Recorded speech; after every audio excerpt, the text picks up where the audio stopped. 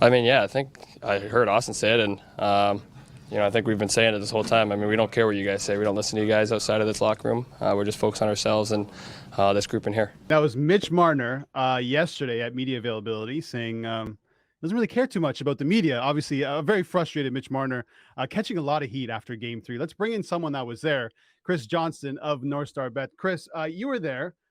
What's your assessment of what he said?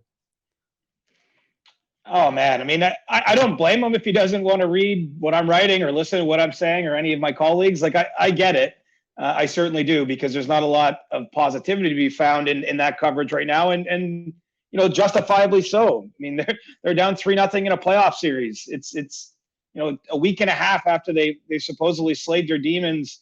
They were the favorites in this series. I mean, there's not a lot nice to say right now, I suppose. But I do wonder more broadly, what it says about kind of the mentality of the star players on the team. Clearly finding some of the attention difficult at a time like this. And look, Mitch is entitled to his opinion. We're entitled to our opinions. It will be decided on the ice, I guess, once and for all. But I think that the Leafs are greatly affected by the conversation around them. I think they spend a lot of time thinking about that. Maybe it's inevitable when you play in a big market. You can't drown out the noise, but when someone goes out of their way to tell you they're not listening, they probably are listening. Yeah, exactly. I've always noticed with Mitch Marner that he's not really comfortable in front of a microphone, in front of a camera around the media. So I think this is really nothing new, I believe. But I want to ask your opinion, Chris, on this team. I just feel like no one has ever come out and just owned it, whether it's any of the core four, so Tavares, Marner, Matthews, Nylander, and said, listen, we just weren't good enough. We need to be better. I feel like I still haven't heard that. In your opinion, do you think that's just a personality issue? Or is it, I don't want to say a lack of care, because these guys clearly care, but what's the issue? Why can't someone just come out and say the way it is? Yeah, I don't doubt their care personally. I know the answer to that. I've spent the last 2 days, I mean, it feels like it's been an eternity waiting for this Game 4 in this series, just wondering, like, where is that accountability? Why do you have no one coming forth and just saying that the team hasn't played well enough, or we've made too many mistakes and it's not going to happen now, it's going to end on our watch? Like, I don't know. I don't know why that's missing. I really don't. I find it puzzling though. Like, I've seen, Leon Draisaitl, for example, make those kind of comments in Edmonton after their first loss to Vegas here in the second round. It's something, quite often you're accustomed to hearing athletes take, but no one has stepped forward and kind of owned it. I would say even Sheldon Keefe, right? I mean, he's chosen to take the build them up philosophy heading into this big game. He hasn't been critical of his players. He's sort of doubled or tripled down on his star players, mentioning, the only reason they got to this point to play these kind of games is because of those guys. He's trying to accentuate the positive. But I do feel like maybe there's something missing from the main, the main core guys. Because, it'd be one thing if Ryan O'Reilly said it. I mean, I don't think that carries the same weight at this point in time. I think it's got to come from one of the individuals the team's built around. And it's probably just a personality thing. I would have to think that you haven't have someone do that. Because to me, it's one of the things that you're looking for in this situation is a bit of defiance and fight back and ownership. And, we just haven't seen that here. Yeah, listen, I mean, I'm a cynical person by nature. All my hope is gone for this team right now. I don't believe I've seen anything over the last 5-6 years to suggest that core can lift themselves for 4 straight games, let alone, just one tomorrow night. But what would surprise you the most, CJ, tomorrow? A really good, solid performance by the Leafs, or a flat performance and out and 4? I think a flat performance would still surprise me the most. That's what surprised me about Game 3. I mean, look, you can lose games. Like you can play well and lose. That happens in the playoffs. Obviously, the other teams, you're down to 8 left in the league right now. I mean, you're always going to be playing tough opponents in these sorts of situations. But the sort of no-show from the top players in Game 3 surprised me. And if they were to do that again in Game 4, that I would find that surprising. I just think the stakes are pretty serious. I don't know if they can win 4 in a row either under these circumstances, but I certainly know that being swept is embarrassing. It really just can't happen. You don't see it happen too often in the league. I think it's been 40 years since any Maple Leafs team has been swept out of the playoffs. They have to deliver their best in Game 4. And so I think that's the more likely outcome. And again, you can play really well and lose. Lots of things can happen, bad bounces, goaltending, all sorts of things can still get in the way. And, there's no guarantee of a result. But I just think from a process standpoint, given what's riding on this for so many individuals on the roster, I think it's more likely they have a great game 4. If they were to come out flat, I would be very surprised. CJ, you've been with this team throughout this whole journey. They're now down 0-3. And as you mentioned, there's been an extended break in between games 3 and 4. What's the morale like in the locker room for you guys, from the coaches and players? Well, it's funny. The day of the game this morning, I just come from the availability. It was almost, it wasn't maybe as down as you would think. I think everyone's just kind of realized where they're at. I mean, at last, there's nothing left to say, right? I mean, they have to go out and find a way to win a game and try to make this interesting, try to put some pressure on the Panthers. I mean, that's one thing. The Panthers literally couldn't have less pressure. I can tell you there's a distinct vibe when I've been around the Florida team, and that's one of, just loose and having fun and everything's great. Everyone's being praised on their side, right? I mean, this is how it goes within the playoffs. Even Sheldon Keefe, he's gone to great lengths, I would say, throughout this playoffs to try to discuss up or not be completely forthcoming.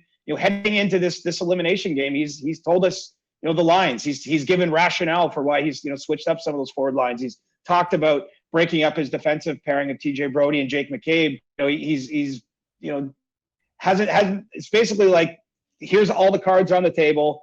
This is the lineup that got us here. This is the lineup that he believes is going to win them the game. And so I do think that it was a pretty emotional naturally after they lost that game 3, but with a couple days here, I think that they actually seemed relatively upbeat. And look, you have to talk yourself into loving the opportunity here. Christian mentioned, sorry, I stumbled here, but you mentioned that you have no belief left in the team. Well, they have a chance to change things, right? That's the beauty of sports. If they were to win 4 now, we're looking at this totally different, right? We're looking at this completely, we're talking about that core 4 in a different way. And so I think that that's the kind of mindset that they've adopted now. They can win 1 game, let alone a couple more beyond it. Chris, if you look back at the Philadelphia Flyers that did it in 2010, come back from 03, the LA Kings that did it in 14, you see some of the players on those teams: Mike Richards, Chris Pronger, Justin Williams, Jeff Carter, Kopitar, Doughty, really good players and character guys. From this Leafs side, do you see anything in them that could say these guys can do it? Well, for sure. The one thing I look at is the games in the series. They lost 3-2, 3-2, and 4-2. They haven't been profoundly outplayed in this series. Florida was the 8th seed in the conference. The Leafs probably on paper are a better team. Now, they haven't performed better, but I think there's all kinds of ways that this could happen. That's not a prediction, but I don't think it's outlandish to suggest it's possible. And, I think some of the players the Leafs have added, in this last year, whether it's Ryan O'Reilly, Nola Chari, Luke Shen, a lot of one elsewhere that are experienced, that you bring in, frankly, for a moment like this, because that they can have a calming influence, or that they might, say the right thing in the locker room to get everyone's minds right.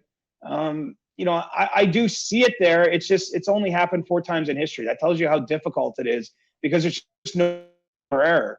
As I've said, they could play great now and lose one of these games. They could be on their best and really roaring and still find a way to lose, because it's the sport that we're following here. It's the nature of the game of hockey. But I do think it's possible. I don't know if they're going to be able to summon it at this time.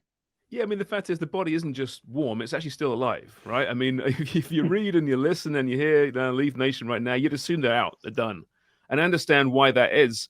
But is there anything beyond, winning the next 4 games? Do you see any change to this summer from losing 4 straight to losing maybe in 6 games or even 7 games? Or is the future pretty much mapped out now as far as what needs to happen beyond, winning 4 straight games?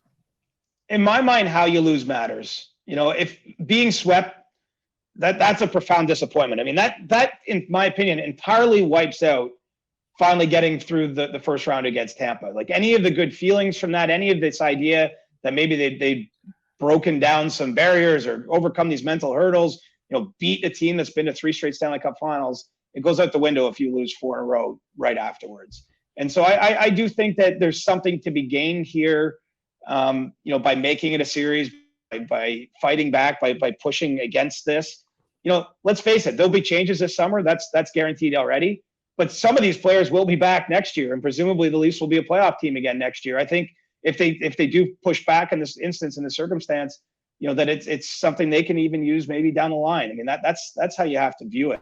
I think it's totally different if they lose in 6 or 7 games in this series versus if they go out in 4. And so, that's what makes this game 4 so critical, is they obviously need to summon something better than what they managed in game 3 to try to extend that series out and, kind of see where it leads them. But, all the guys, they all made their reputation in part by being on teams that did the unthinkable, that consistently produced their best when it was the most important.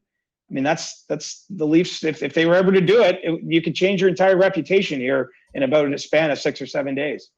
We're speaking with Chris Johnston. Chris, so Joseph Wall gets the nod in net over Matt Murray. Are you surprised by that decision that Keefe decided not to even really give a look to Matt Murray heading into tonight?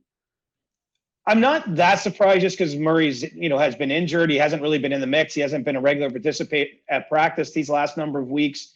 Whereas Joseph Wall, did start games late in the regular season and has been a regular member of the team since then. He, got into game 1 against Tampa and then came in relief in game 3 against Florida. So he's got a little taste of the playoffs.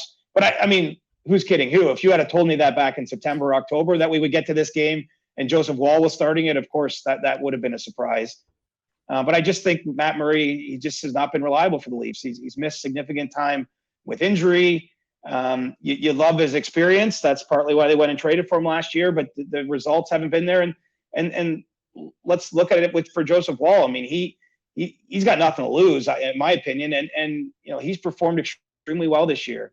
Whether he's played games in the American Hockey League or the NHL, his results have been great. His save percentage is strong, and this is a little bit of a roll of the dice, but I think that it's a sign too of how comfortable the Leafs are with Joseph Wall. And I would expect next season that he will be a regular member of the team. I don't think that I think this is a sign of the future coming now, versus anything to do with Matt Murray. But I just think with Murray, it's too much of a wild card guess of where he's going to be at. Whereas at least with Joseph Wall, you've seen him play more recently, and I think that he's going to play well. I thought he played well. He wasn't the reason in my mind they lost game 3 when he came in for Samsonov.